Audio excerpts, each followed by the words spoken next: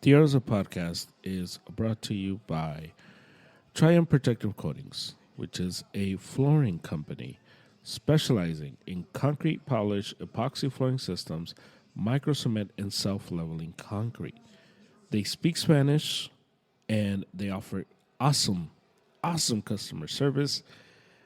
And you could reach them on Instagram, Triumph underscore coatings, looking them up on Facebook, Triumph Protective Coatings. You can email them, triumphprotectivecoatings at gmail.com. You can call them or text them at 666-436-4702.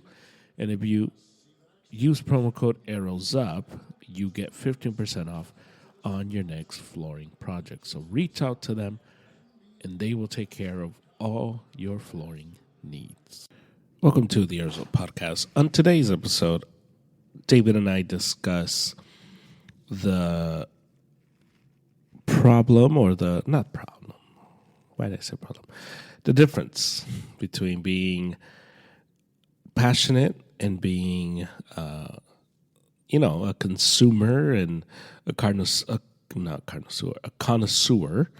of something, and just that, and being a snob, but a good snob, or versus the people that like pretend to know what they're talking about. So we get into that conversation, which was a lot of fun to talk about the different avenues that people want to be experts in, and we live in now in a time where everybody, and including ourselves, I throw myself in there.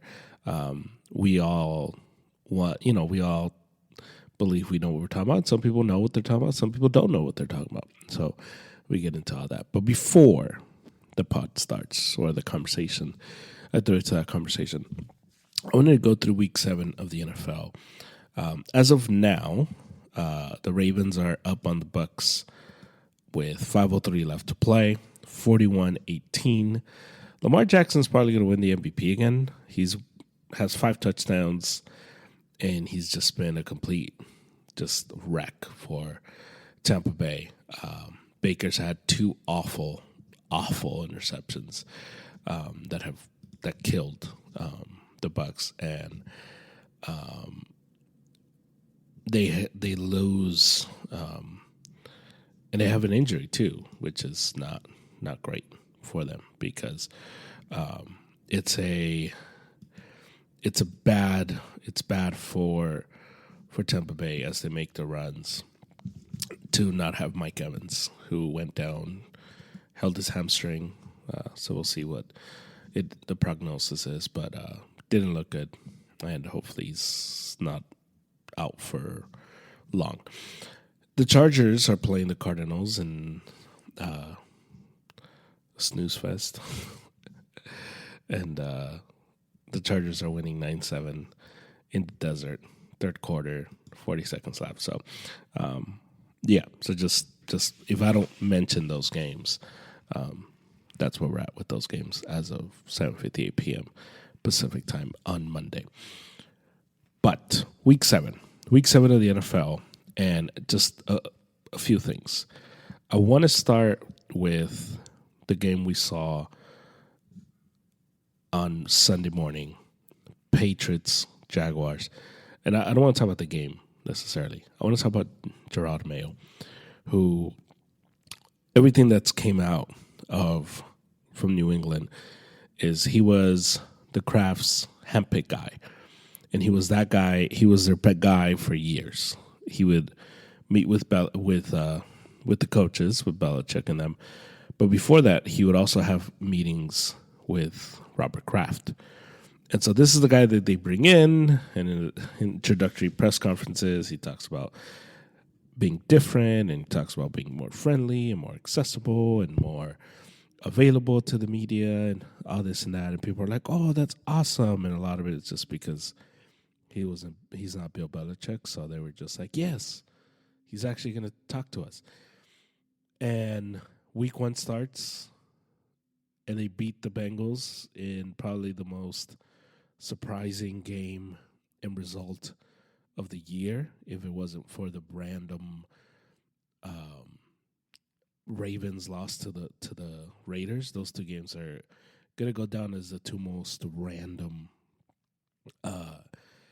outcomes of the NFL season, where we're gonna be like, what the hell happened there? How did that happen? And ever since then, the Patriots they lose to the Bengals.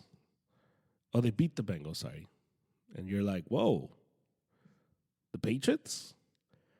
And then they played the Seahawks really tight, and they lose in overtime, and they probably should have won that one. You're like, what? And then the Jets put it on them. They get beat in San Francisco, and then they lose to that awful Dolphins team. And then we're like, okay, this is who they are. And they've gotten progressively worse week after week after week. And they've looked worse and worse. And then they get beat out by Houston. And then this weekend, it was the second start for Drake May, who's looked pretty good. He's has the makings of a good QB. But Gerard Mayo, after, comes out and says that his team is soft, and he calls the whole team soft, and then he has to like walk it back and say, well, I meant like we played soft today. And he's blamed Belichick for the roster and the culture and all that. And it's like, bro, let it go, bro. Like, Bill Belichick won 6 Super Bowls. If there's somebody you're going to blame, it's not going to be that guy, bro. Like, let it go. He's not who you're blaming. He's not the guy that should be getting the heat from you, first of all. Because who are you? Second of all, the Patriots are probably the worst coach team in the NFL right now.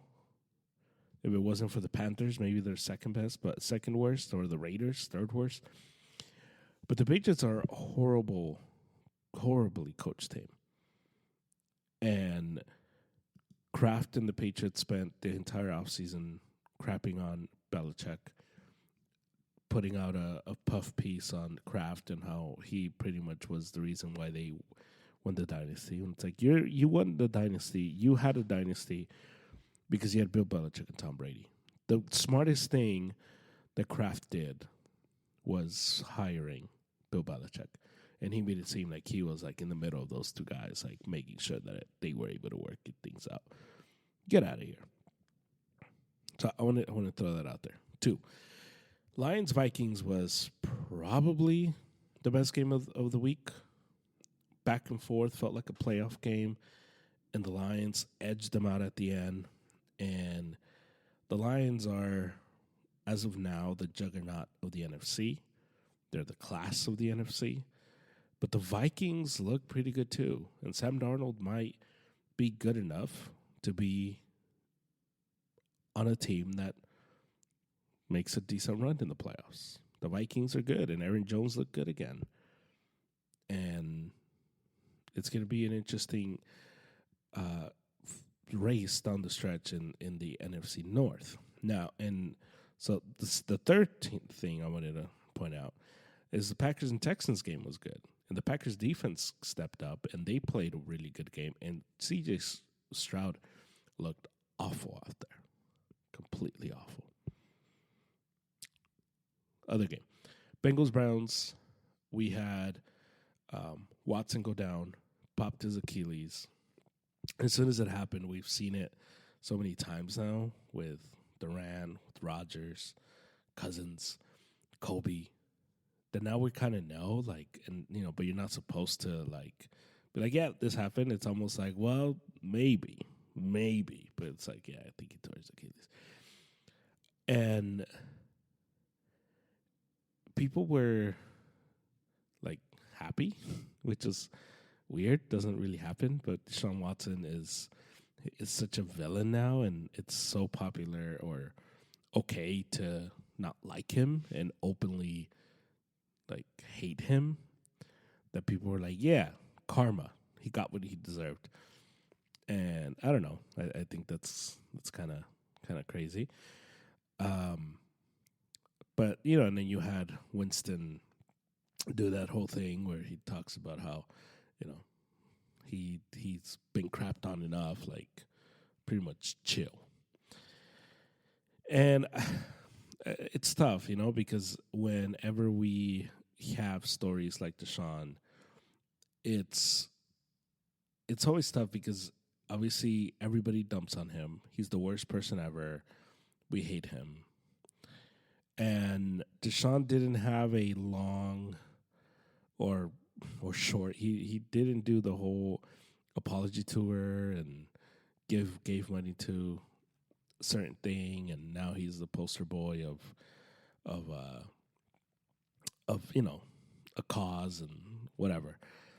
And the only reason why he's even playing football is because he was so awesome with Houston. And let's be real, if Deshaun Watson didn't look like Deshaun Watson in Houston, he would not be in the NFL right now. And the only reason why he's been given such a long leeway and a long leash in Cleveland is because they paid him all that money.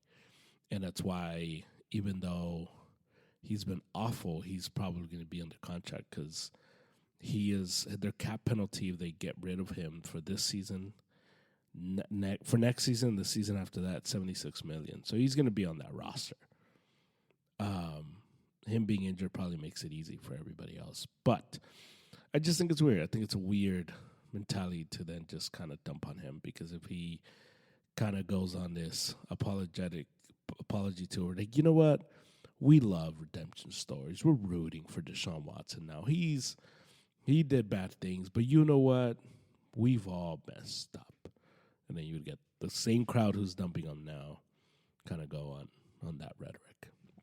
Anyway, the Bengals outlast the Browns 21-14 in a game that the Bengals desperately need, as the Ravens are just slowly but surely running away with that division.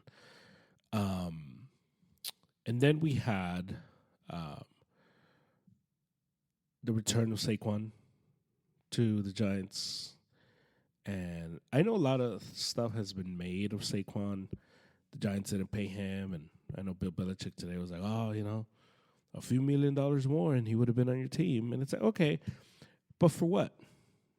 The Giants aren't any better. And I know that we want to make a thing that the Giants are stupid because they didn't want to give Saquon the money. But for what?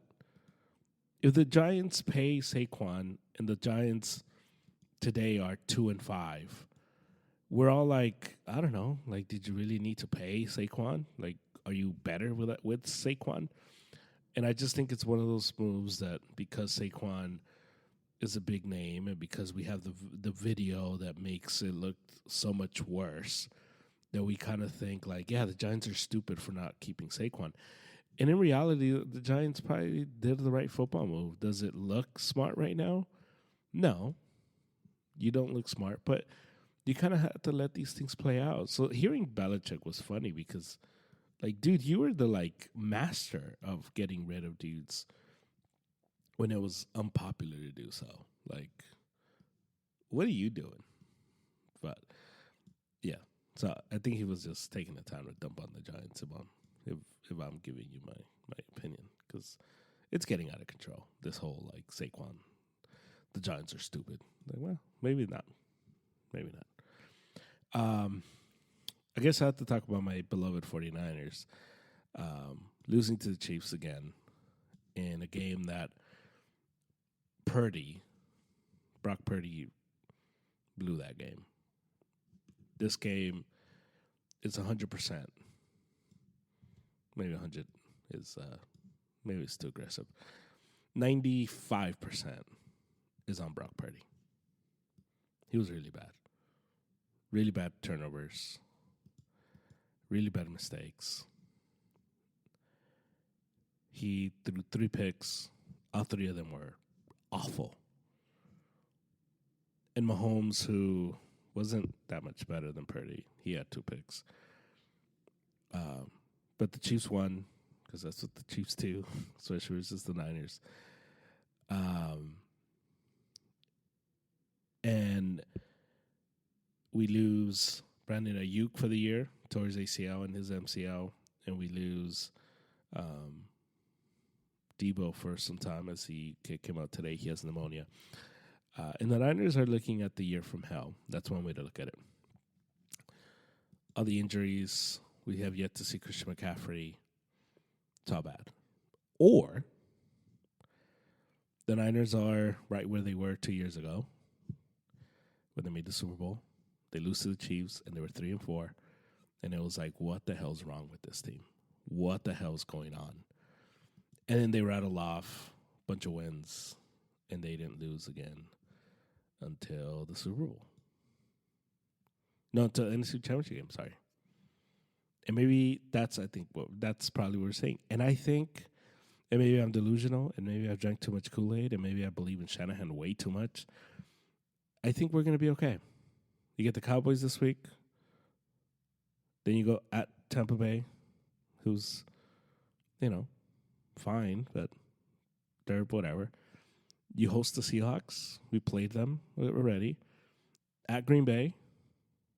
At Buffalo. 2 tough games. And then you host the Bears, who haven't played anybody. You host the Rams, who are decimated with injuries. You're at Dolphins, who they're not that good. And then you get a really good test versus the Lions. And you end the year versus the Cardinals.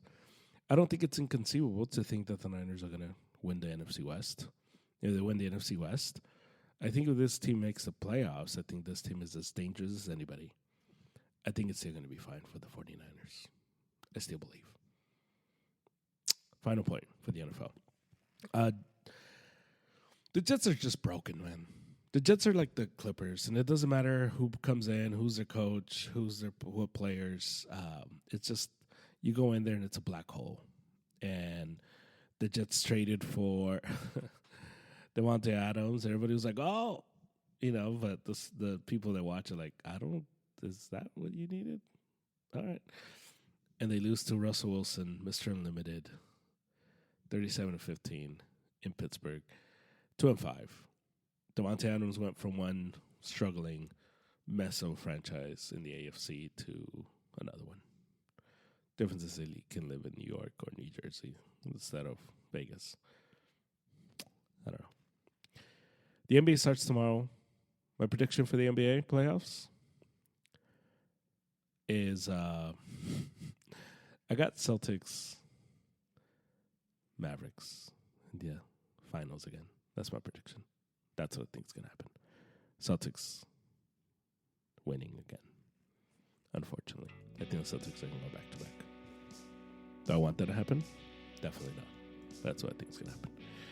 That's where I'm at. So that's week 8 and a dust of NBA. And here's a conversation with David. Here we go.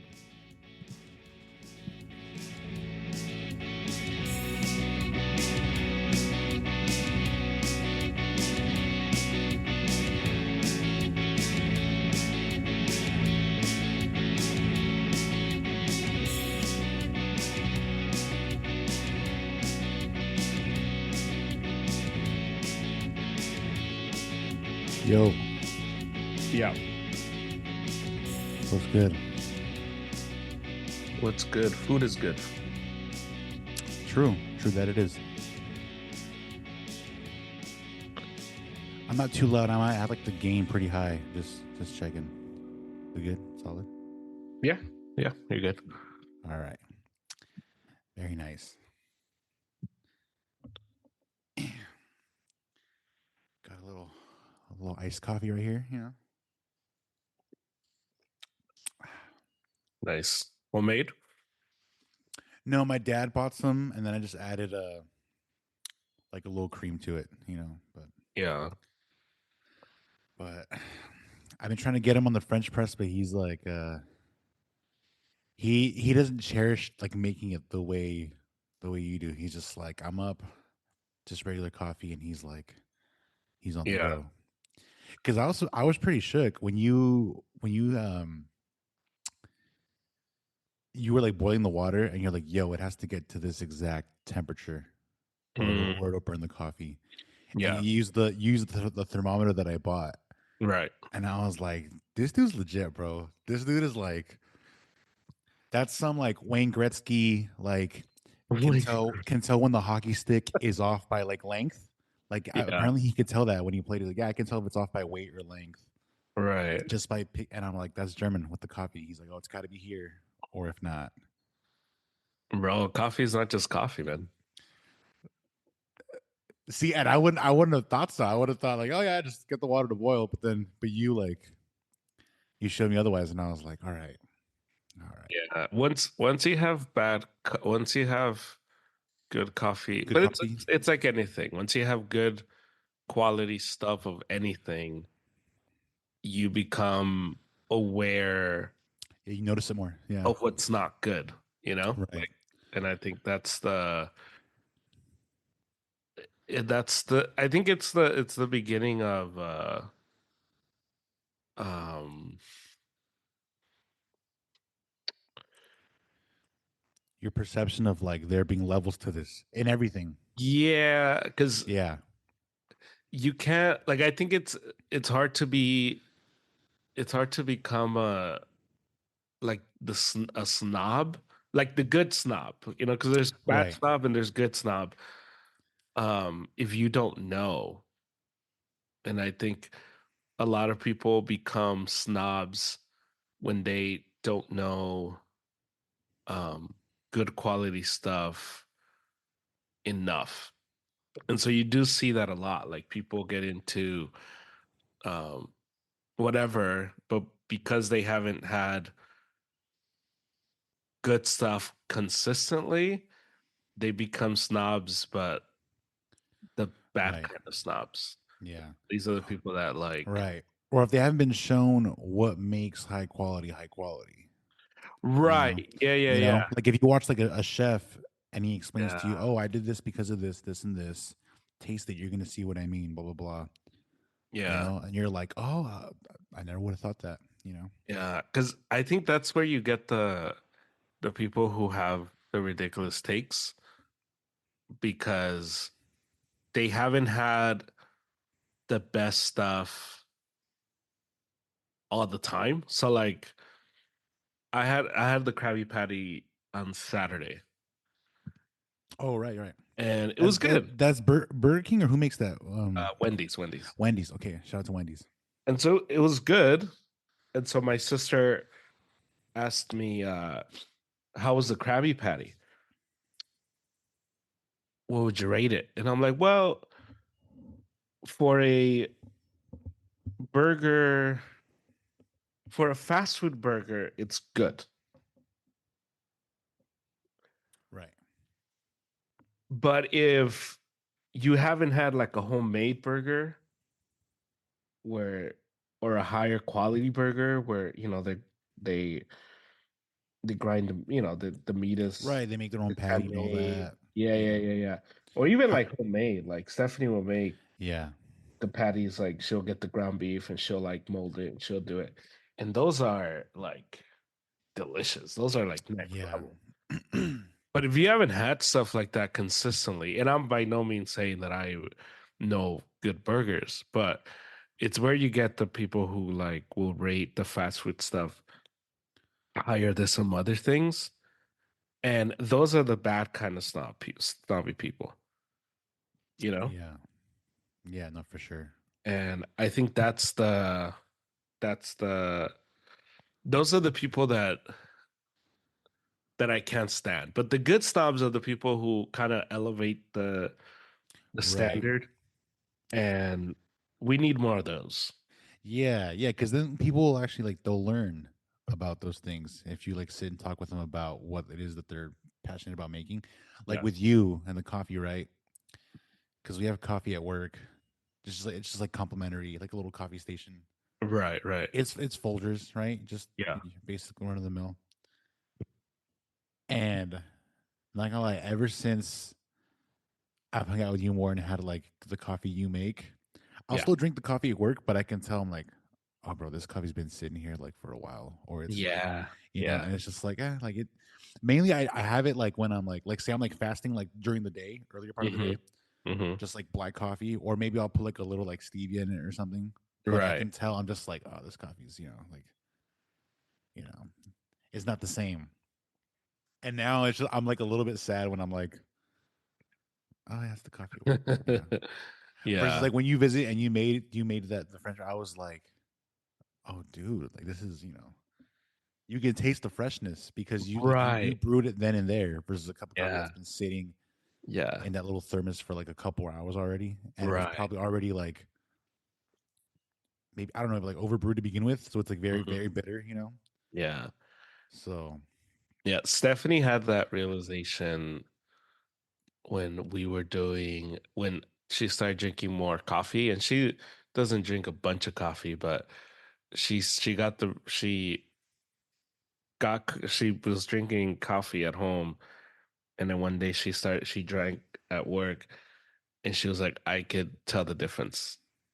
oh yeah, And I was like, yeah, like you get to a yeah, point where you've had the good stuff enough where you begin to realize like, oh, like there is levels, there is difference right, between good and bad uh things, whether it's coffee. Because I'm sure with music, because music is such a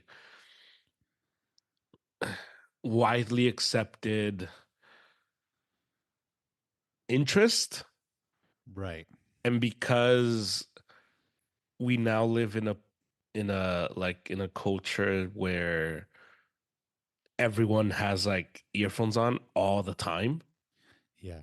and Spotify and Apple Music make it It's they so accessible. It's right, everywhere. and you can listen It's to all kinds of music, yeah, where you get people that say, oh yeah, I love music, or right. I'm into music.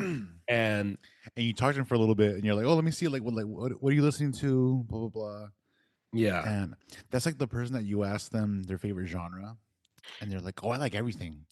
yeah, And then you see yeah, what they listen to, and you're like, uh, "You like that face value everything? Like just I want to hear the deep cuts. I want to hear the deep yeah, you know."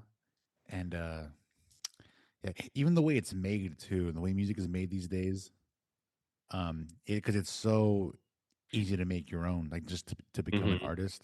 hmm Uh, and yeah, so that remember that I mentioned that guy to you that like the singer songwriter dude. yeah, Um, and so I met up with him a couple times to record some stuff, and he was telling me about how it was back in the day when he was younger, because he's in his like late 30s, I think. And he was like, when I was growing up, you had to pay for studio time because the equipment available at that and that during that age wasn't as good as it is now. Whereas now you can make stuff out of your bedroom, or if you have a studio at home, you can do that. But back then, mm, you had to pay to have actually have high quality stuff, and so now you have people just making their own stuff out of their homes, and so you have this plethora of music everywhere at all times, and so right, yeah, yeah, it's crazy, man. It's oh, we did do this thing with the coffee where like just to kind of spice it up a little bit, we added cinnamon to it, hmm and people loved it. It was super simple. People were like, "Oh, like like is that cinnamon?" Like they could notice it, and they loved it, and they were like, "What yeah, kind of coffee do you guys?" And we're like, "Dude, it's just Folgers and a little cinnamon. That's it, right?" yeah, And then there was one person that doesn't even drink the coffee there that much, but I guess like their wife had an allergy to cinnamon, okay, and they told the GM about it, and so the GM was like, I'm not gonna risk having cinnamon in the coffee, and then someone has like an allergic reaction, and so he's like, we're getting Mhm. rid of the cinnamon. And once we got rid of the cinnamon, everyone else was like, bro, the coffee sucks now. What'd you guys do to the coffee? And it's like, we literally just took the cinnamon out because allergies, and it was like, Yeah. so. But I've noticed though what you like the fast food thing too, and maybe because I worked at a fast food place, but whenever I buy a burger I can tell when the meat's like been sitting there or if it's fresh, and that's like, ah man. Like you mentioned McDonald's because someone mentioned the chicken Big Mac, Right, right. and you were like, I don't really care for McDonald's, and I don't like dislike McDonald's, but I haven't had it as much recently. But when I do go these days, I do notice more. I'm like, oh, bro, like the meat in this is like, I can tell this was the one that I was like at the brink of like getting tossed out to put down the fresh patties. And I'm like, McDonald's, that's how you guys are doing us. All right, I'm gonna go there less. So, Yeah. but yeah, but you can taste it. You can, and it's like, oh, dude, it's like barely hot. Like it's just So yeah, man. Yeah. Yeah, it's definitely part of the it's definitely part of how we consume stuff, and I think because a lot of people want to consider themselves, Connoisseurs, enthusiasts. yeah, that I think you get a lot of fake connoisseurs of a thing. Yeah, that those words get thrown around pretty like just is it, oh, you just go around just drinking coffee and you think that's enough to warrant being Yeah, called. because Yeah. coffee's become so mainstream Yeah. where Oh, people will yeah. be like, "Oh, I love coffee. I love going to coffee shops." And it can be true. It can be true. It may be, and that is true in terms of like you like going to different shops, Right. but it's like, yeah, but I don't know if you like coffee. That's like a you're still a tier away from like making your own stuff and experimenting with just all those variables. Because I know what you mean. I have friends that are like they love coffee Yeah. and they hit up the mom and pop like local shops. Right. But you could take it a step further and be like, bro, if you start making your own coffee, then you can actually review how those places make it and what you Right. Or taste and what exactly. understand what Yeah. you're drinking. Yeah. Um, because music is the one that I can close see it with coffee because the amount of people that I hear say, "Oh, I love music," and I'm always very honest. Like, obviously, I'm not a freak. Like, I enjoy music too, but I'm also the guy who says, like, yeah, I don't know what I'm listening to. Like, Right. Right. I, and it's why I prefer like podcasts or music because I don't listen to stuff and say like, "Oh my God, Oh, did you?" this is groundbreaking. This right Yeah, here is yeah. yeah. So like when I've heard you and Garrick talk about music, I have never listened to music and been like, wow. Like I've never been taken Yeah. like a place. But a lot of people listen and they'll be like, oh yeah, this song, man, this, and it's just like, I don't know, like it's kind of just a mainstream, and not that mainstream songs can't be art, but it's just, I don't know. I feel like there's a lot of people who don't really understand what they're listening Yeah. to that level where you can say you're a true music connoisseur and you like music and you like Right, music right. at the most basic level, and that's okay. As the consumer basically, so to speak, you're just like, "Oh, like yeah, like I listen to music, I don't make it, but and it honestly, I mean, sometimes I do feel a little weird about discussing my music takes with like non-musicians. That makes sense. And it's like and I'm sure you like with coffee, like you feel the same way where you're like Yeah. if you meet another coffee guy who like loves and makes his coffee, you're like, "Oh, what do you think of this?" blah blah. Blah. And and sometimes I've gotten like I'll give like a music take and then some people are like they can tell like, "Oh, wait, you play though, right?" Like you can like based on what I said and they're like, "Oh yeah." And some people can come off as like bitter or jaded. Like musicians, I mean, musicians that have music takes, they can come off as like especially if someone's like with pop music, right? Yeah. Okay. There's that whole realm of the mainstream stuff right now that's being made, and it's more so about making like the hits and the business side of it than it is like the music stuff. Mm. which is cool. Like, you got bills to pay, whatever that kind of, Right, But right. then you have people that also just use it as like a creative outlet, and those two factions don't always get along. And I have a buddy who had some firsthand experience with that scene, with the people that were just making hits, and it was very business oriented. And he was like, it kind of like sucked the life out of wanting to make music in general. Yeah, Seeing that, right, right. and so I can see that, like someone like me or Garrick, like, we go in the, studio or whatever, we make music, and it's like, oh, that was cool, I like that. And then you see like the other side of it, where it's all just kind of like the algorithmic, this is the formula we have, let's go with the formula. And you're like, Yeah. it just kind of like Like TikTok hits. yeah, yeah. And it's weird, it's a very weird space that we're in. Yeah. And yeah, like my buddy that makes the pizza, right? You saw his page, like when I met him, he wasn't as into it as he is now. He loved pizza. He'd eaten it all over. He'd worked at some pizza shops. Yeah. But over the years, as I got to know him, I was there at his place when he was experimenting with like his dough recipes, his Uh, sauce recipes. Like yeah. he was, there was one time we were playing Christmas services, and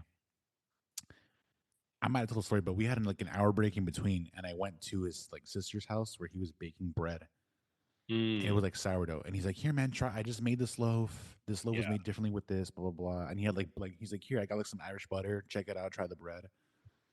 That was like 2 3 years ago, and so now to see him having his pizza pop up where he makes the dough, the sauce, he chooses all the toppings, he slices the pepperoni himself. He buys the brand he likes.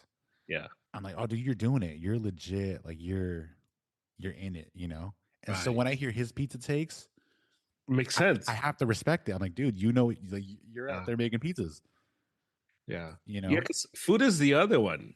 Yeah. Everyone is a foodie, right? Everyone, Right. you get all these people that go to, they have the reviews and there's places, and it's just like, Right. You know who's one that kind of grinds my gears? And not that he's all bad, but I'm like, bro, like, what makes you qualified? Keith Lee, like with his food takes, yeah. because like I get it. Like he's putting like shine on like certain restaurants that need some shine because of the power of like social media. Right, right. But then sometimes I'm like, did you really think that was a 9.7 out of 10? I don't know, Keith. Like, come on. But it's also so like subjective. Like, Yeah. and I think that's because the food one is the one that I'm just like, I don't know, man. Like, what you like is what you like, and what I like is what I like.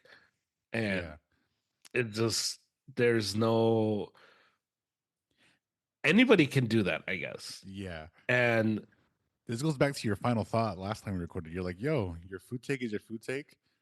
yeah, Don't because don't take it personally if I don't like what you like. Like it's it's just just so that yeah. that culture to me, it's so crazy because it's almost there's that what's that children's book, the is it The King is Naked? The king is naked. It's so there's this story, um God, The Emperor's New Clothes, The King is Naked. I don't know. So there's a story. There's a kid story, like one of those like with a moral at the end, with a little like message at the end. Right. And so the story is the king is blind. I don't know. So they're so the king is judging people's clothes, right? And so as the king is judging, um, it's the emperor's new clothes. That's what it's Mm, called. Um, and so the king is the king is kind of like judging the people's clothing, and he he ends up getting tricked into getting naked. And so everybody kind of just like goes along with it, and everybody um at the end becomes naked because the king is naked. and so everyone just follows the crowd, and no one's willing to stand up and kind of be like, "Hey, This is what I like to wear. You know. right." Yeah.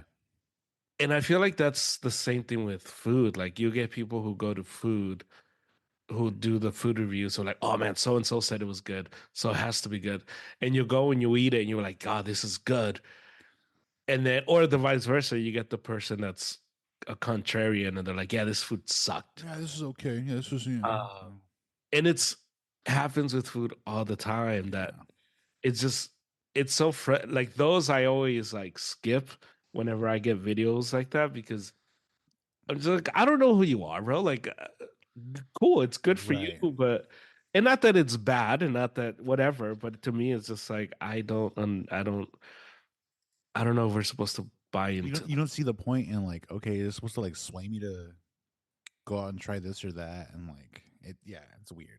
yeah, because it's just food is such a it's subjective. It's because if you're a picky eater, then it doesn't matter what they show you. You're like, yeah, I'm never gonna eat that. And I think that one is a tough one. It's a tough culture, but everybody considers themselves well, not everybody, but a lot of people consider themselves foodies. And they're just like, Yeah. I, I guess, like I have this, like my sister claims claims that she makes her flan is as good as my mom's flan. I've never had it. Is this the sister that like is known to be like the a solid cook, good cook? No, no, no, no, no. Oh, okay. Dang. And so all of a sudden, she makes one, and Adrian says like, "Oh yeah, it's really good. It's the best flan I've ever had." And I was like, "Okay, like, have you had like a lot of flans?" He's like, "No." And I'm like, "Okay." Like, all right. Yeah. And she says this is as good as my mom's. And she's like, Agent said it's as good as my mom's. I'm like, oh, have you had my mom's? He's like, well, no, I've never had your mom's. And I'm like, well, then how would you know? And so all I've said is I want to try it. I don't think it's as good as my mom's. She's like, well, you're biased. I'm like, well, yeah, but all food takes are biased. Right. And I think that's the part that to me is like super weird. Like this whole idea of um that people have of their food takes have to be their like the truth. And Yeah. it's like, I don't know, man. I think that there's different ways to get to the opinion, and it's all right if we don't all have the same opinion. Right. Like it's, but And that doesn't need to mean that doesn't mean that it's like a bad flan or whatever the dish is. It's like, bro, that's like exactly, it's like, dude, like it can be a solid like yeah, it's yeah, yeah, especially because food is such a food always will take us back to something that reminds us of something, and it's like music. I think music is you if you have good memories of a song or a song reminds you of something, you're gonna say that that song or that artist is the best, but it's all subjective, and that's okay, that's fine. And so when my sister's like, well, you're biased because you're gonna say, well, mom's food is the best. I'm like, well, yeah, but that's the point. Like, I'm her son, she's my mom. Like, yeah, like that's kind of it's kind of like the scene in Reddit in is it yeah Ratatouille yeah. when they make them the ratatouille, right? That's the dish. No, what's the dish? Is it the soup, the linguine or the No, it's like the tomato thing. Um, I think I think it's it's yeah, Ratatouille, yeah. but It's the called mouse's name is Remy, isn't it Remy or something yeah. like So that? Yeah. ratatouille is the recipe. Yeah. So it's like eggplant, squash, zucchini, Yeah. eggplant, potato, bell peppers. Um, and the guy eats it, the food critic eats it, and he's taken back to when his mom made it. Right. And it's like a it's a, I guess, a poor person's meal, like that the way it's presented in the film, but to him it took him back. And it's like, yeah, that's food. Like it, and that's the weird part of all these like people that are foodies and this is the best. And it's like, maybe. Right. And not that people shouldn't do those, do whatever you want, but I, for one, just don't understand the the reasoning Yeah. to some of, because some of them like the ribs one, I think it makes sense just because there's different seasonings and different cuts and stuff like that. But some other stuff is just like I don't know, man. Like it's just it's carne asada, like how Yeah, yeah, yeah. Like different how can the much carne asada right. be? Yeah, man. And you also get that though with like you get that with sports as well. You get the people that are um they're like, oh, I'm a super fan because I have like a bunch of gear. Oh yeah. And it's like, well, not everybody like wants to wear the gear. Yeah. And or not everybody has the money for it. Like the people who are like, Right, right. I've gone to all these games and I'm a super fan. It's like, well, maybe you could afford it, which is awesome. Good for you. Yeah.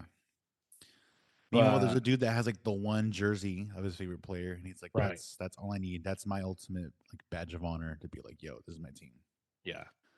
And they wear it Uh, every Sunday, or when yeah. when the team play. You know what I mean? Like they wear it when the team plays. And they're like, that's it. I'm here. Yeah. Yeah. And then you get that in I remember I was at this church and we had a meeting, a teachers meeting. So everybody that taught in the church got together. And we had this meeting and we had to teach, like pick something and do like a 2 minute, 3 minute lesson on how to you had to teach the class how to do something. And the the teaching pastor, the preaching pastor, he gets up and he teaches us how to teach the Bible. And he says the best way and the only way that you should teach the Bible is verse by verse, book by book, chapter by chapter, book by book. That's the best and the most effective way to teach the Bible. And that was like his little like His spiel, like he's like, oh, yeah. welcome to my TED talk. And I was like, cool. And then I was like, but you don't do that. Like he would teach Like, themes. Every month was a different theme. yeah, he's the series guy. He's like, oh, we're doing a series on forgiveness, y'all. Tune in. Like, Like I was like, you never teach expository. Like what are you talking about? What do you mean? And then you go to like Calvary Chapel, for example, and Calvary Chapel is they're a big proponent of teaching the Bible verse by verse and stuff like that. And then you actually go to one or you sit through a service and they'll read verse by verse, but they don't teach you verse by verse. And to me, it's where it falls apart because it's like, well, if you're going to be about it, be about it, but don't try to be this super the law or the judge of all these things when you're not even going to follow yeah, your own rules.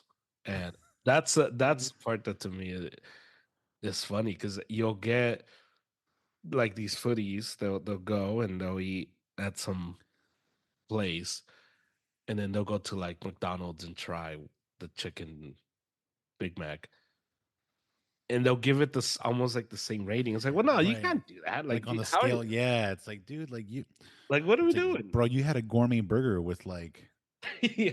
elk meat. You compare that to the chicken Big Mac? Yeah, yeah, One's a 6, one's a 8. That's not that far. Like like right.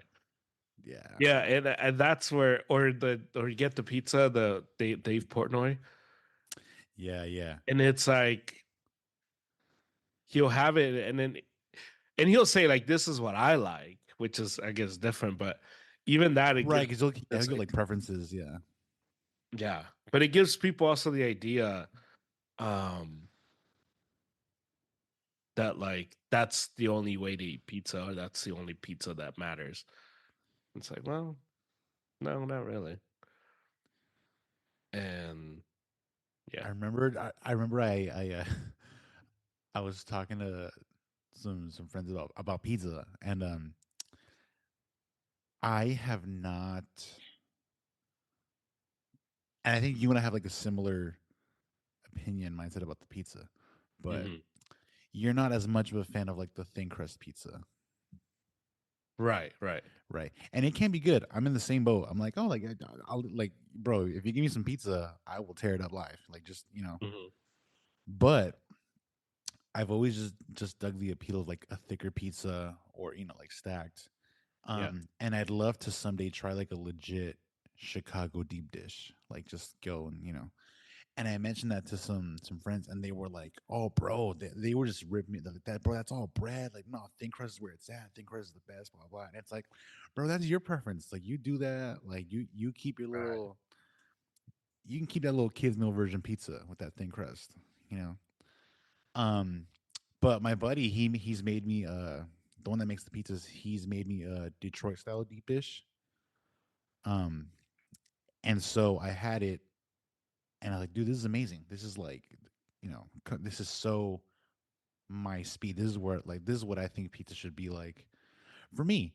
And then I remember once I got like the Brooklyn style pizza from Domino's, and I asked you about it, and you're like, "Oh, it's okay. Like it's a thin crust pizza. It's not really." Right. And I was like, "See, there's nothing wrong with that. I'll eat both of them. Don't get me wrong, you know." Hmm. But it's like that's how are you gonna tell me I'm wrong for liking what I like, bro? Come on. I like a thicker pizza. That's it. Yeah. But it happens all the time. And that's the bad snob. The good snobs are the snobs that are willing, have their opinions, they stick to their takes, but they'll eat your food, they'll drink your coffee. Right, right. Like I posted the my buddies. He made a deep dish for me like a few weeks ago, and another friend of mine commented on the story that I put, and he's like, "Yo, I'm not a fan of like deep dish style pizza, but that looks amazing." And I'm like, "Oh, thank you." Like that's like a perfectly Right. nice take. It's not your cup of tea, but you can admit, "Yo, that looks bomb. That looks great." Yeah, So, exactly. but yeah, Um, did you enjoy Drake May's performance on Sunday? What did you think? definitely, I definitely felt differently watching him versus Brissett. Like, Right. just like Drake May kind of has the I don't want to use the word aura because I feel like aura gets used a lot these days, Right. especially with like slang. But I just felt optimistic watching him leading the offense, and when he would scramble a little bit to extend the plays, I was like, okay, I for sure has that ability. Um, yeah, so no, I felt good. I felt like there was that one deep ball he had, and I think I saw a stat where it was like post the Tom Brady era. I think only Drake, Mac Jones, and Cam Newton had like a throw that long for the Patriots ever since Brady's been gone. Yeah. And so I was like, all right. So I felt solid. I definitely still want to see more and do wish that we had waited a little bit longer. But Right. I was expecting us to get creamed a lot worse by the Texans. And so, but yeah, optimistic is the word I'm sticking with for how I felt watching him. So Yeah.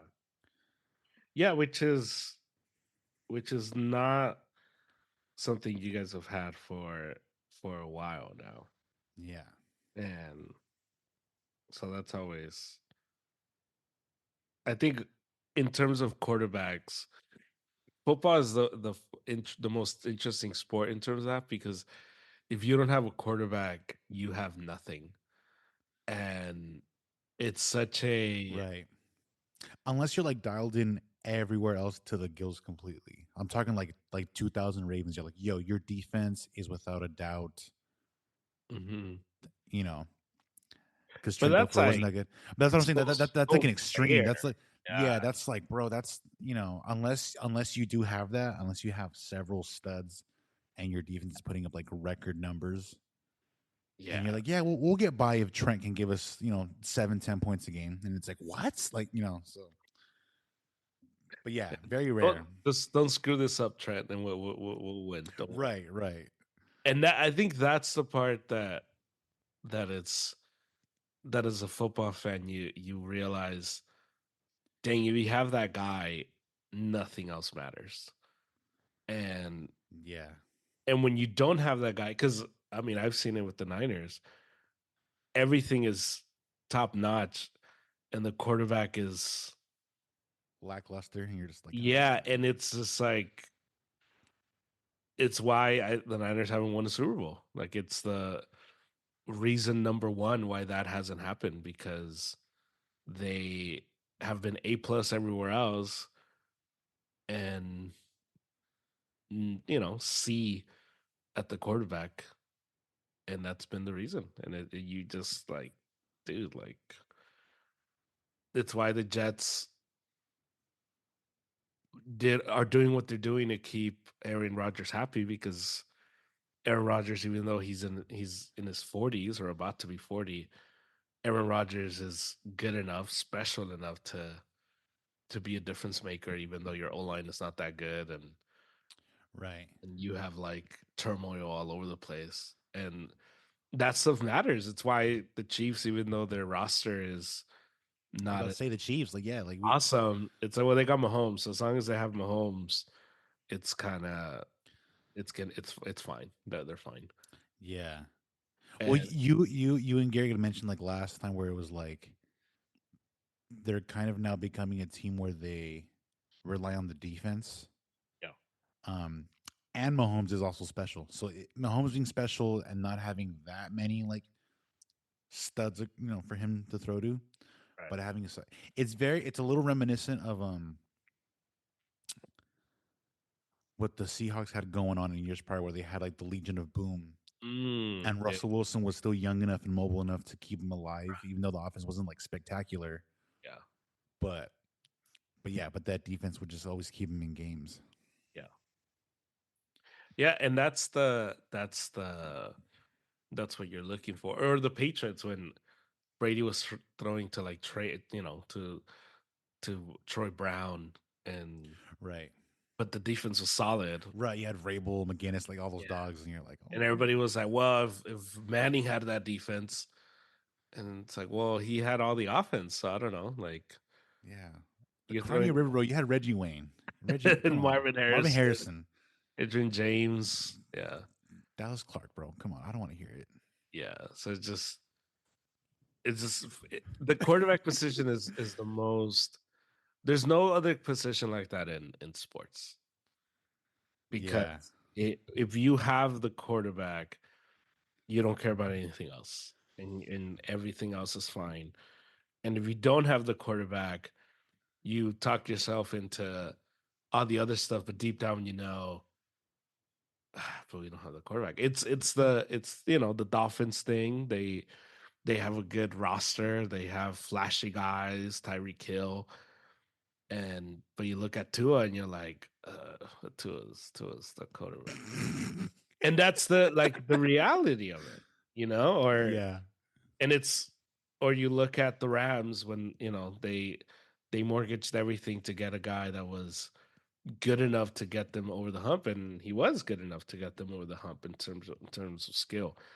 And but there's no position like that in sports where if you have that guy, you feel like this is enough. It doesn't matter what's around this person with this position is covered. And it's such a it's so interesting. And so it's funny Yeah. to see you as a Patriots fan going through something that every NFL fan base has gone through, where No, for sure. For because sure. it's just like you went through Cam, you went Mac through Jones. Mac Jones, and now it's Drake May, and it's like the on seeing it on Twitter or seeing it on X, where people are just like Pats fans are talking themselves into Drake May, and it's like, dang, like you guys are like us now. Like we're No, talking yeah, oh, bro, yeah. Dude. into, I had to talk myself into Garoppolo, and then it was I was like about to say that was the one where like watching that one, I Trey was just like, Lance, and now Purdy. So it's just funny yeah, dude, it's crazy. because Drake May had those throws, and he's like, oh man, look Drake May, oh Right, right. Like when he was making a couple throws, I was just like, oh. And then I was still brought down to earth because I was like, okay, well, hold on. Online still sucks. They're still trash. right, yeah, We don't even know if Mayo is a good coach. Like, who knows if he's a good coach? I don't know. May could be out there just scrambling for his life. I mean, he is, you know. So it's right, like we don't even know. yeah, But yeah, and Brady had an era where he started off with that good defense, mm-hmm, had mm-hmm. three ships, and then we saw him pivot where like he did have like some star-studded offenses. He had some high power, like when he had like Hernandez, Gronk. It was like, oh look, he's got weapons now too, Right. and so he saw both sides of it. But yeah, part of me was like, I was like that meme of like the dude with the butterfly, where it's like, is this what it's like me like an average NFL fan watching your team like struggle and like just deluding yourself into thinking you're okay? I'm like, what? Like, Dude, it's yeah. Welcome to the real world. yeah, Um, but it's been an interesting football season because like we said last week that there isn't like this there's no clear cut winner juggernaut. like standing out. Yeah, and and even like the matchups we're propping them up, and it's like but it's week 7, but it doesn't feel like we have the team that we're like, oh, here we go. yeah. uh, A lot of these teams are like they're having like dud performances or games where you're like, I thought y'all were nice. What is this? Like what? Okay, like yeah, just yeah, because even like the Lions, who are kind of putting a thing together, or the Packers, who are starting to look good. um you're kind of like, well, I mean, you yeah, played like, the Lions don't have a I feel like that's a product of everyone being solid and a few like slightly standout guys, but there's no one clear guy that's like, oh, dude, like we just saw like the Hutchinson, like he got hurt, like oh, he broke that was bad. yeah, that was brutal. And you heard Dan Campbell say he's like, we're gonna coach what we got, and I think they're gonna be okay, like they're gonna be fine because they're solid all around, but they don't have like a clear monster that's like, oh, dude, yeah, if he went down, they'd be because if they Yeah, lose one of the running backs, they got the other running back. right. But it's also like your quarterback is still Jared Goff. Yeah, and that too is what I'm saying. Like if he were to go down and like I'm like the replacement would be fine because he's still throwing to St. Brown. He's still got a two-headed monster at running back. Yeah, You still have a great offensive line that's protecting you. right. And at Be, that point, if the QB sucks, it's like, bro, it's on the QB sucking if he sucks because you have solid pieces all yeah. around. So Bes- are we, besides the Chiefs? Are we? I feel like we're in a place of coaching. mm, Coaching is what's going to rule the day. It feels like that's where we're at. That besides the Chiefs, who have Mahomes, it's almost like you're betting on the coach, and it's why, as a Niner fan, I'm still like, we're still in this. Like we're 3-3, but in a one game scenario, I think Shanahan can outcoach everybody except the Chiefs. And it hasn't been like that for a while because and maybe because the Pats had both the best quarterback and the best coach, that it was almost like unfair, but it does feel like more than ever whenever we talk about these teams, we're talking about the coaching as much as we are the players. Where in the past I feel like the conversation was more on the players of it was Manning and We're kind of seeing the opposite it of was what we Aaron discussed. Rodgers. Yeah, like the opposite of what we discussed with boxing, Yeah. where we're like, does it matter if you have a good trainer or not these days? Right. And right now, because bro, we talked a lot about like Harbaugh going to the Chargers, Hmm. and they're looking solid. I'm like, okay, Right. like you know, they're Yeah. winning some games, and you're like, all right, these guys are gonna be good. Yeah. You know, Yeah, and that's the interesting part that and you these are look. this is a similar roster to what the Chargers had Yeah. 2 3 years ago. Like it's the same guys. We knew Herbert could play, but there needed to be like a vision, a direction. Right. Yeah, Or even like the Broncos last year that you cut you they're like, oh man, that team sucks. And it's like they ended up 8-9. And it's just like, what? Like it's such a weird yeah. thing. And they're 3-3 this year, and you kind of look at them, and you're like, man, are they Are they solid? Are they solid enough? like is that a Like yeah, solid team? yeah. And you look at the roster and you're like, I guess Somewhat so. functional. You're like, okay, like Yeah. And it's just funny how that works. Is like, man, the coaching is just that good. And then you look at other teams and you're like, dude, this coach is a nightmare. Like this team is crazy. And it's just, like the Browns. The Browns have a lot of talent and the Browns have an amazing defense. And right. obviously their quarterback is Supposed to be really good. I mean, yeah. we haven't seen them, but And but their coach won like coach of the year a few years ago. And it's like, I don't know, they're 1-5. Like this guy was yeah, winning games that they were figuring out games with Joe Flacco last year. And so it's just a weird place I feel like yeah. the NFL's in. Definitely, you definitely do. Like when Brady was saying, "Oh, there's a lot of mediocre play in the league," Hmm. and you're like, you're watching some of these, and you're like, man, he wasn't, he wasn't that far off, bro. Like, Right. no one seems fundamentally sound. No one has been like very consistent yet because you'll Mm. have teams that have their juggernaut moments, but it's like for a week at Yeah. that, and then the next week they look mortal. They're like, oh, so I did get a big kick out of the Lions though, lining up some of their own linemen at receiver. I was like, dude, I was like, what are you doing?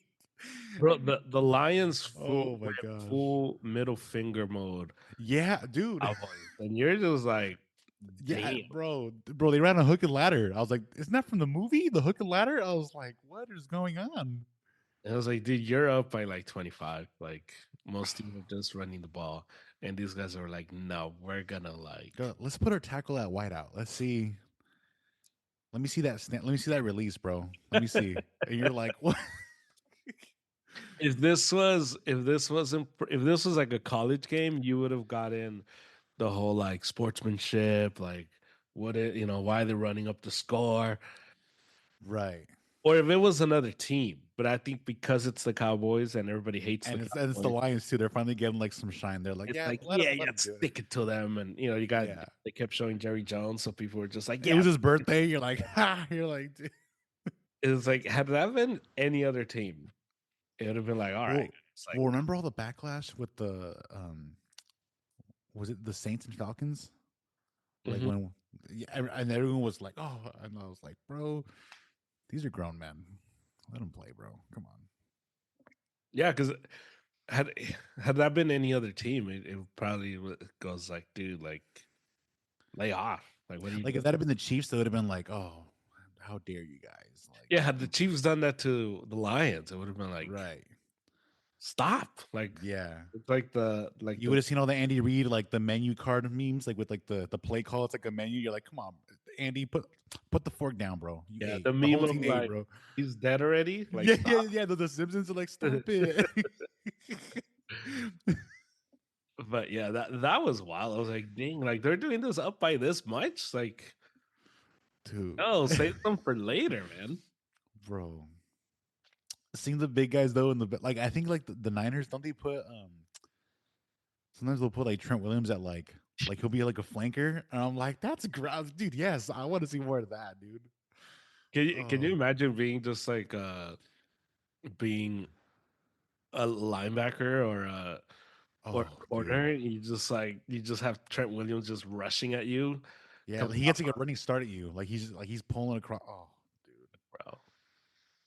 Like I'll just lay down. How about that? Just go. Just Bro, at that point, that's the one where you're like, I'm sorry, I'm gonna go for your legs just to like yeah. just to neutralize the block. I'm sorry. What's the whole like Antonio Pierce? Like I'm making a business decision here, man. Yeah, you're like, dude, have you seen? There's that clip of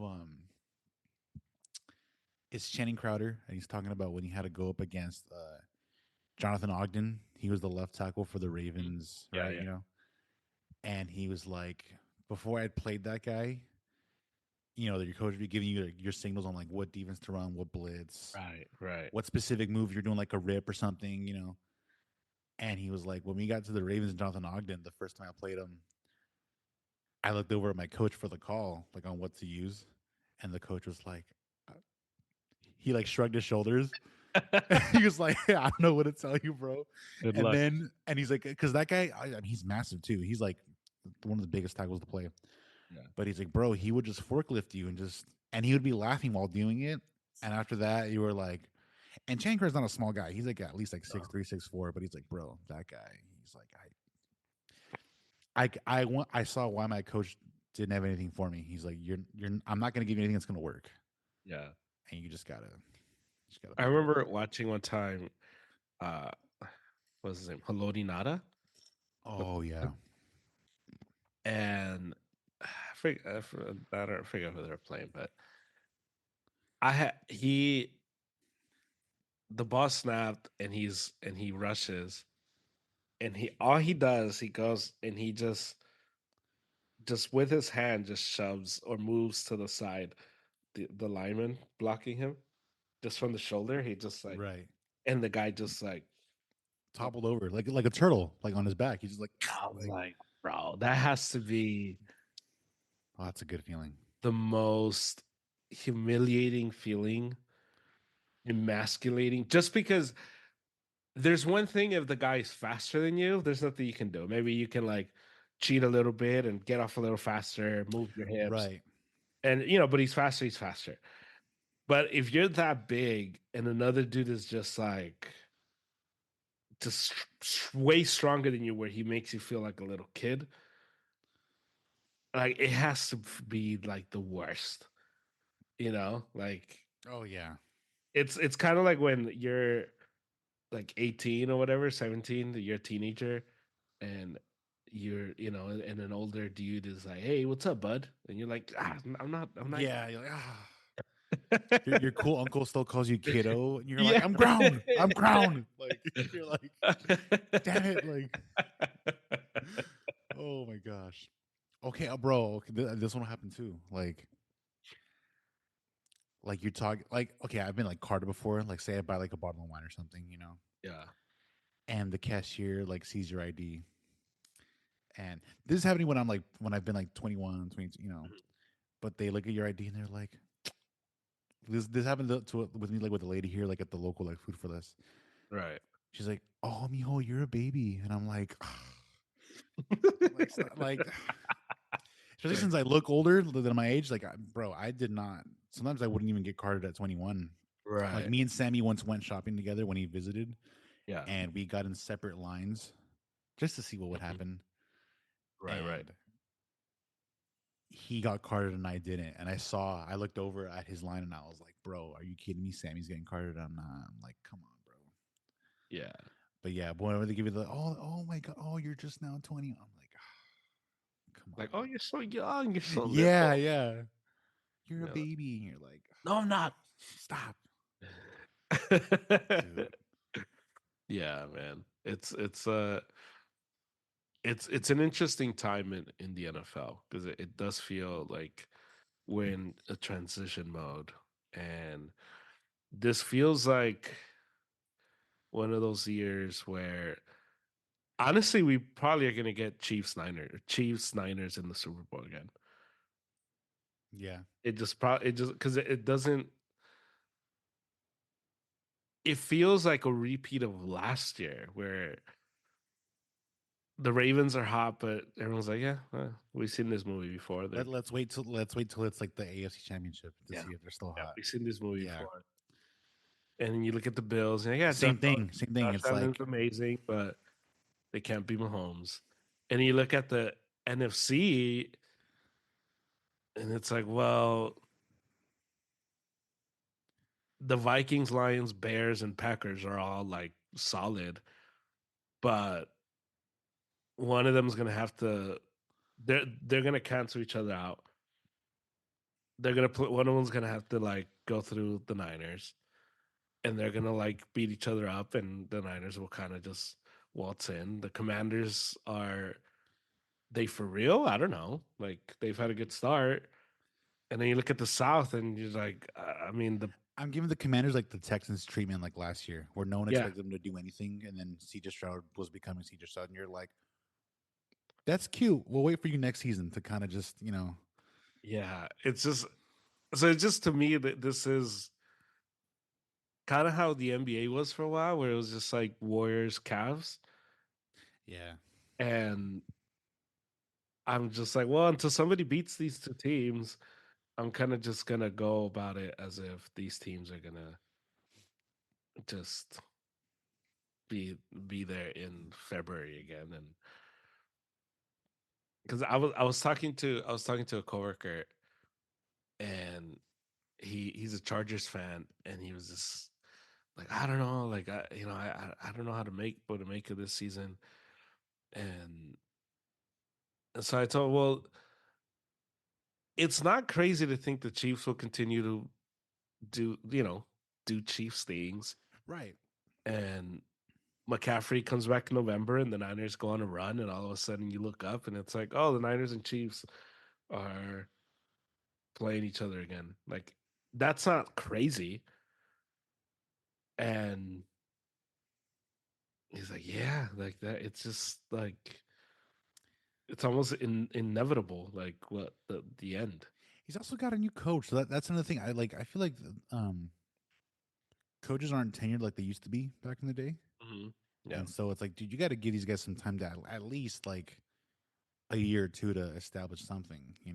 like next year, I feel we'll have Right. That's when you wish to have an expectation to be like, yeah, if they have a similar start to where it's like they're good but not winning what they should be winning, you're like, that's when you're like, I don't know yeah, if this is the right move. But if he's just getting there, it's like, dude, just yeah, you know, because I yeah. saw that like Tom Landry with the Cowboys was there for like decades.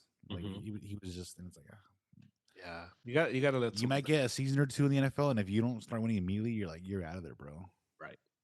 Yeah, you got to let them cook. Yeah, Um, did you see the Bivol fight? I did. Yeah, What'd you think? Who did you have winning? I thought Bivol had won, Me too. but It wasn't a bad decision. right, and honestly, that there were some moments where it gave me flashes of Canelo Triple G the first time, where Mm, Triple G was landing like punches, but they weren't like the super impactful punches. yeah. Um, and Bivol when he was landing, like he was hurting him. Like if you saw his eye after, you're like, holy crap. And even Bivol was saying, is like, some of them didn't even land, but they were hitting my glove with such force that it was hurting me, you know? Yeah. So, but yeah, I immediately like the word robbery got thrown around, and I was like, relax, bro. I was like, it wasn't crazy. Yeah. Yeah. It wasn't. It almost. It's a good comparison because it kind of brought out the what you value most in a Right, like ring generalship or like actual efficiency with yeah. landing combinations, even if they're not very very significant, powerful punches, but landing is still landing. Yeah. You know, Yeah. aggression. People always want like aggression, ring generalship, Right. all that kind of stuff. Yeah. There were a couple moments where like Better Beef, like it was almost like he sometimes he had to fight off the back foot and he wasn't familiar with that because he's Mm, just used to running through guys. And so yeah. Bivol actually swinging back a couple times, you could tell. I could see like Better Be like computing where he was like, "Oh, no one's ever actually Mm. hit me back after I landed that one shot because that one shot usually puts him to sleep." Mhm. You know?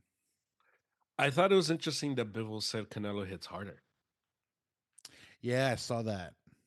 No, I was like, I interesting. get what he's saying though because Canelo does like to focus, like even in his training, like you'll see his little videos where he's like punching the like the I don't know what the kind of bag is called, but it's like the little circle bag, Yeah. and Reynoso will be holding it. Right. Canelo does a lot of like bag work with like the one-off punch where he's like, "You're just developing your power. Don't develop the speed. You're just gonna see how hard you can hit that bag Yeah. with that one shot." Right. Um, and Better Be being the naturally bigger guy, I can see him landing combinations um with a lot of frequency Hmm. at a higher with a little more power than like say Canelo would throw a combination, right? Like Right.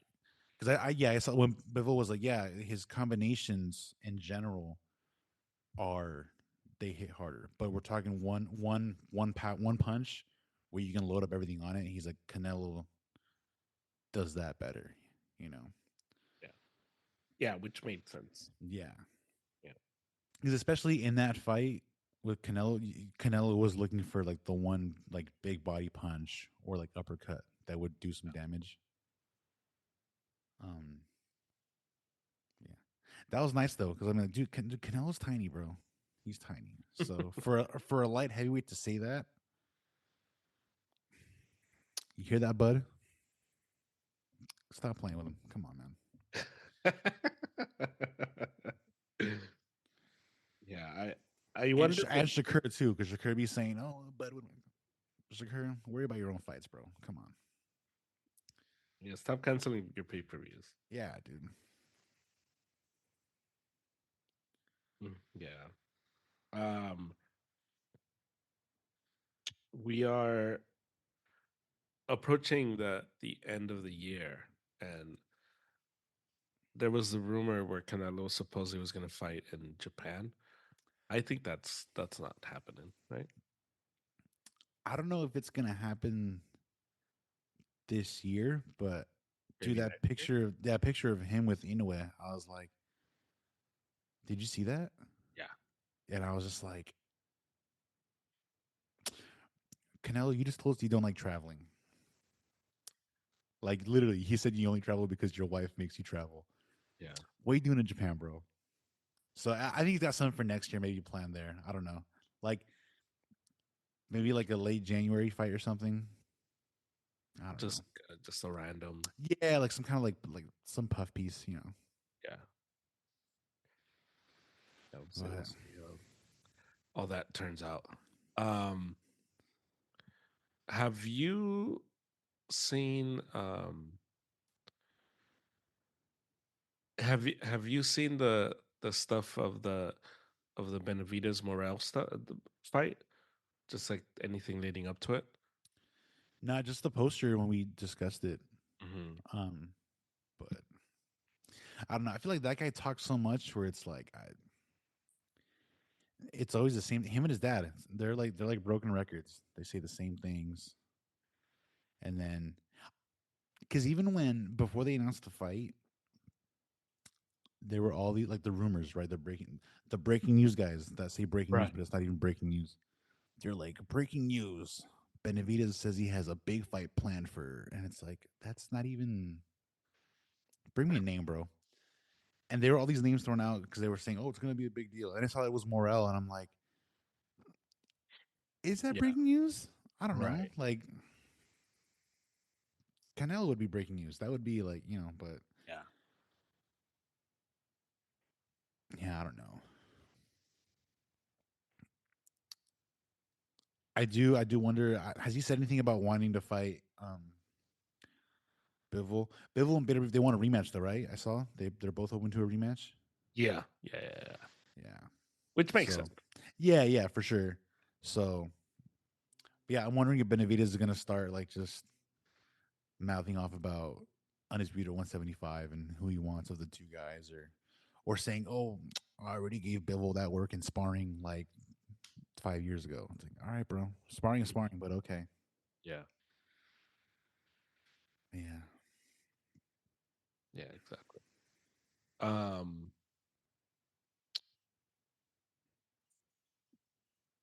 Do you do you have a do you have a favorite non non Brady memory? Like just like just Like football wise, non yeah. Brady. Yeah. Yeah. Yeah. Yeah. Who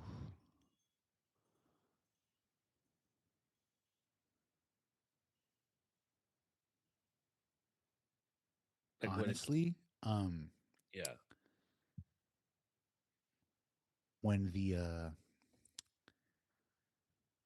when the Saints won the Super Bowl. Yeah. Versus the Yeah, Colts. yeah, because I remember I was that was that 2009, 2010, I think. I think so. Yeah. Something like that. Um and I don't know if it was like a combination of that was post Hurricane Katrina, right? Yeah. Yeah. 2000. Yeah. Yeah, so just that whole they really suckered me in with the whole thing of just like the city coming together after the Mhm. hurricane Yeah. and how like the Saints were like, helping the city come together. Right. And then also when they showed how Breeze had left San Diego and was kind of like just counted Right. out. It gave me real like underdog vibes, Yeah. and so seeing him go up against Manning and Manning being kind of like the golden boy, like first round draft pick, all that stuff, perennial powerhouse. And I remember asking dudes like on the team when I was playing at the time, I was like, "Yo, man, like who you got winning the Super Bowl? Like who do you think's gonna?" Hmm. Um, and everyone was like, "Oh, dude, the Colts. Colts got it, bro. They're just too good." And then also that was that was when uh Bounty Gate or the like the Right. yeah. So that like with Aaron as a Vikings fan, to this day he hates the Saints. He loathes the Saints because they beat Favre and the Vikings, Right. and that was like as close as he'd ever been to make it. Because also like the Vikings were hot that year, and I thought, man, if the Saints don't go like that, the Vikings might go. Um, and that was a solid time. That was just like my friend's team was doing good. This underdog was doing good. I was hoping they'd beat the Colts. Right. And the Colts at that time, I mean, were always like the arch nemesis of like Brady and the Pats. So it was like Mhm. didn't want them to win. But that was a fun Super Bowl watching that one. Because also like prior to that, man, like 2007, heartbroken. I talked so much smack. I dreaded going to school the day after the Super Bowl when the Pats lost. Yeah. And then in 2011, when they lost to get to the Giants, I was like, bro, I had a friend that bet against the. We had a friend who, so I had a math class. It was myself, Yeah. a teammate of mine who was a Colts fan. So he was always rooting for Brady to lose. Oh man. And then we had a third friend who was also a Pats fan. And Yeah. so these two guys made a bet. Um, and so the Colts fan was like, "Hey, dude, let's bet if the Giants win, um, he's like, I will bring an Eli Manning jersey to school. You have to wear it in class. Oh my god. Yeah. Yeah. His name was Josh. Josh Casares, his old teammate of mine. Josh Casares. He was like, "Yo, dude, I will bring a Manning jersey." And I didn't make the bet. The other guy did. The other Pats fan, because they would always be like talking smack in class. Yeah. And they were hot, bro. We had Gronk, Hernandez, like, dude, we had, you know. And he's like, "Yeah, bro, dude, Pats are gonna win, bro. Like, they're gonna get revenge for 2007." Yeah. And sure enough, they lose. And so I think the pick is like somewhere on Facebook. I'll see if I can find it. But yeah, dude, he had to wear that Eli Manning jersey in class, and I was just there like, oh, dude. So those two. So in between, there was that nice moment where the Saints won, and I stuck it to the Colts, and I was like, ha, you know. So that was cool, just seeing all that unfold. You Yeah. know, I think Manning like threw like a like was he threw like a pick six that game, and then Yeah. the Saints got like the onside kick, dude. Just magical times. Yeah. Honestly, that's one of the reasons why um I was always kind of like not hoping, but I always gave the Saints a chance. After Mm. that, when they were like, I remember there was one year like when they met the Niners in the playoffs. Right. Right. Right. Right. Good close game, and I was like, ah, man, Saints might win, bro. I don't know, you know, Yeah. because they had Breeze, and I was like, Breeze is cool, you know, I like Breeze. And then as the years go by, you're like, dang, your defense always sucks, bro. It doesn't matter that Breeze puts up record numbers. Like Right. he's either gonna choke it or the defense is gonna give up like 40 something points, Yeah. you know. Yeah. So, but yeah, but that one, yeah. As far as like, because the rest of them were all like, yeah, like Pat's moments. Like I remember like the Edelman threw a pass to Amendola to beat the Ravens. Like that one, dude. Right. Yeah. Yeah. I'm asking because I was watching this interview with Rogers, and the guy interviewing him was a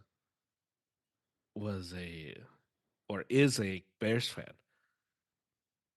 And so Rogers is kind of like giving him crap because, he beat the Packers, Bears. yeah. And he was saying, so the guy's like, well, like, because Rogers asked him, like, hey, how does it feel that your best moments against me always happen, like, rooting for other teams, not the Bears? And he's like, well, that's fair, but you losing to the Niners all those times has been one of my best moments as a football fan.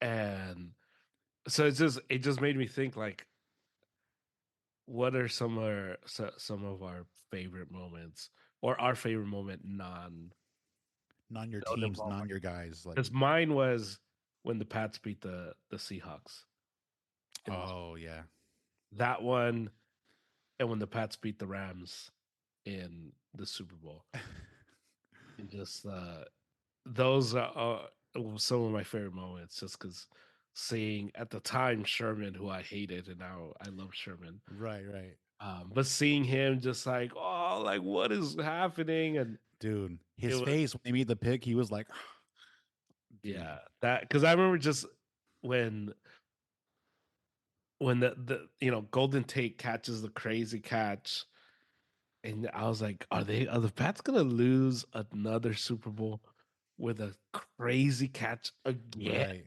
yeah. And it just that moment is probably Michael Bennett was tearing up that O line every play. I was like, just keep that one dude off, please. Like, man, it was such an improbable Super Bowl win because you replay that 10 times that scenario, and 10 times the Pats lose. Nine yeah, times, I guess they lose because that was the one time. dude. And I'm to right. this Yeah. day, there hasn't been a good explanation, which I guess there isn't one as to why you just didn't give the ball to Marshawn Lynch. Oh yeah, for sure. Right. Yeah, I remember asking one of my coaches at the time. I was like, "Hey man, who you got in this game?" And he was like you said, like on paper, 9 times out of 10, he's like, "Hey man," he's like, "That Seahawks team." He's like, "They're young, they're fat, they're hungry." Yeah. And I think that was the year we talked about in the past where it's like leading up to that Super Bowl, the Pats did not even look deserving to be there. Like they weren't Right. like Right. spectacular at all by any means to get Yeah. there. Um, and I remember watching the game and I was like, oh, bro, here we go again. Hmm. Yeah. Bringing up Rogers Hail Marys are always like solid moments, as far as like, The Monday night one, dude, because dude, he like, yeah, he's the best at those, man. he really is like, they're so improbable, but it's like, oh, dude, that it's usually him. What the hell, dude? Dude, he's so good. He's the best thrower of the football I've ever seen. Like like I know people throw Mahomes in there now, but I'm just like, dude, Rogers was like next level. Like next level. It's why when all the rumors of him going to the Niners, I always was like, yes, please. Please make it happen. Come on.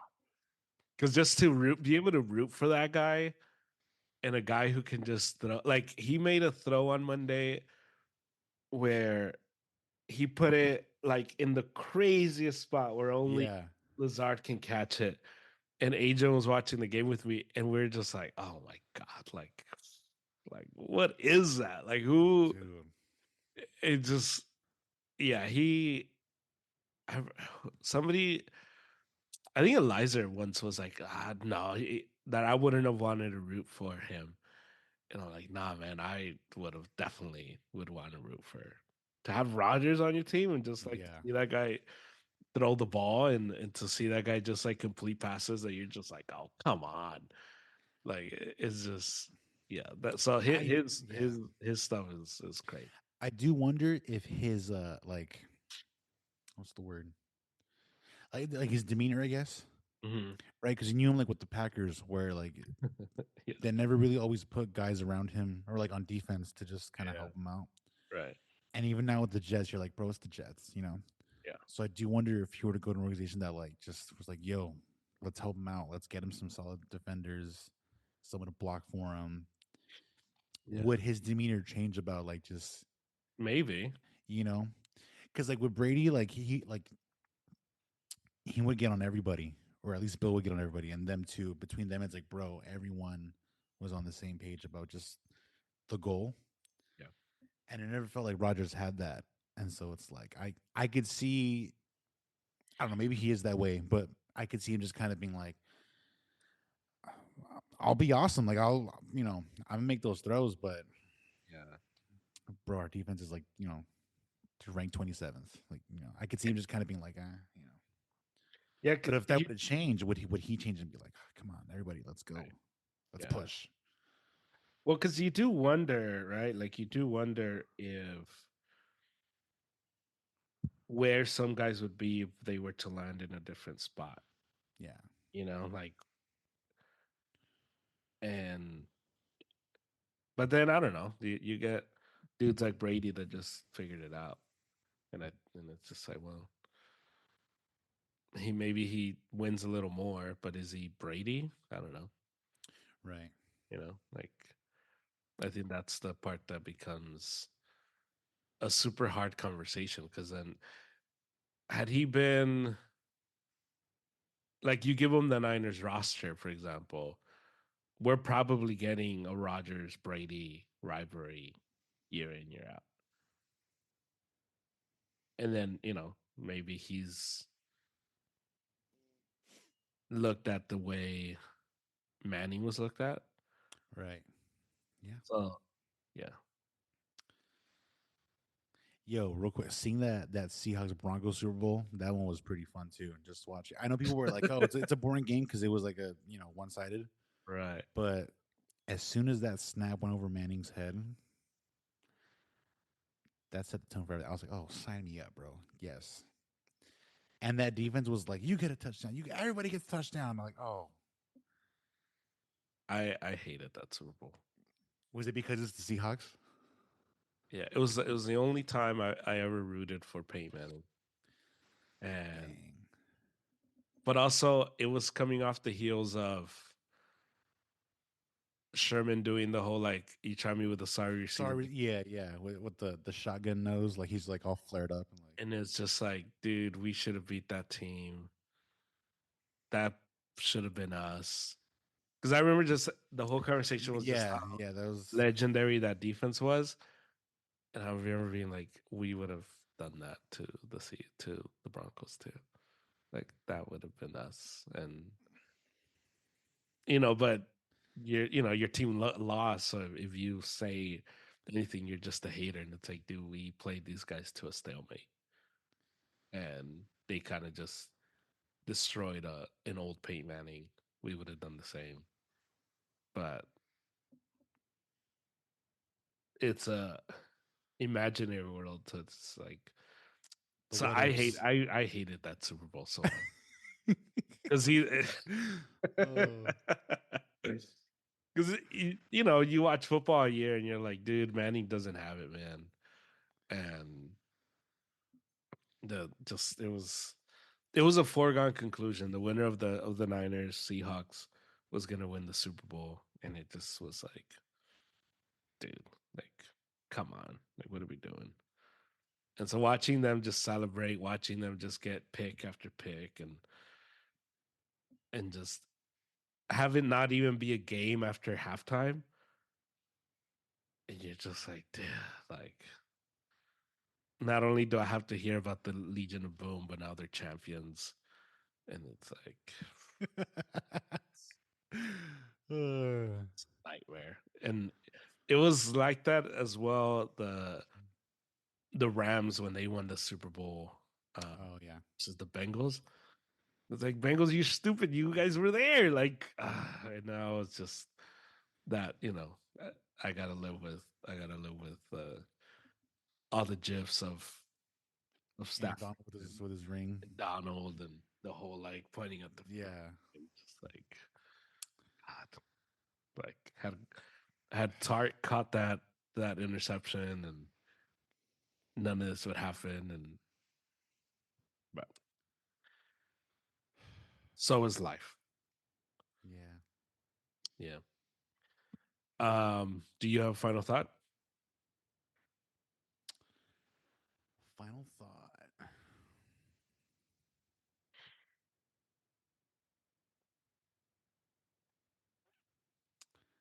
I don't. I'm good. No final Life's thought. yeah. Nice. I'm chilling. Uh, my final thought is the reign of the USA is over in terms of soccer. Um, Mexico wins 2-0, which is the USA with the first time the US beat Mexico in a long time. They beat us 2-0. And so the US national team coined the phrase 2-0 to kind of just let us know that they won 2-0. Because for anyone that doesn't really know, 2-0 in soccer is a pretty definitive win. It's the equivalent of winning like 28-0 in football, where if somebody beats you 2-0, it's like, yeah, they dominated you. So Mexico yesterday won 2-0. No, yeah, yesterday Yeah, yeah, yeah. on Tuesday, won 2-0, and it was beautiful. And we had lost 7 straight to them, and the rain is over. And I think we're looking at better times for Mexico, and I'm excited for that. So yeah, Shout out to Angel for that one. shout out to you. I'm just kidding.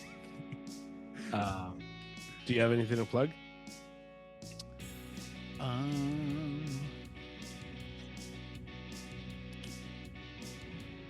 there is a single coming out, but we also got some merch on the way. So keep your eyes peeled for that. That's coming soon. All right, cool. So I'll talk to you later, and good luck with Drake May. Thank you.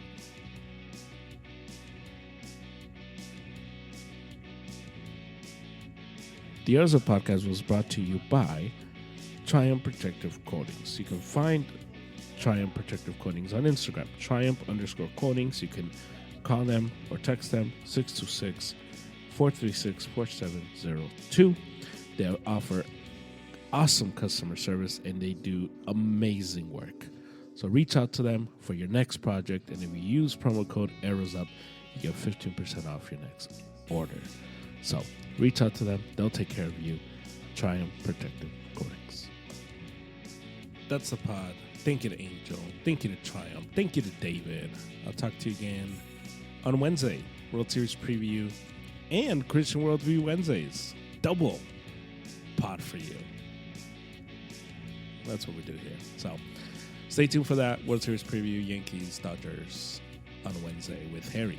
Harry was on for that. So we'll do that on Wednesday and then Friday with David as well. So that's a wrap. So enjoy the NBA season as it starts tomorrow or today by the time you listen to this. And stay safe. Follow us on Instagram, Arrows Up Instagram page, YouTube, the Arrows Up YouTube channel. And you can listen to this pod anywhere you hear pods. So please rate, review, and subscribe. I'll talk to you later. Viva la máquina. Hala Madrid. Glory, glory, Man United. And with Go Lakers. And with a very broken heart. So many injuries. Bang, bang. Niner gang.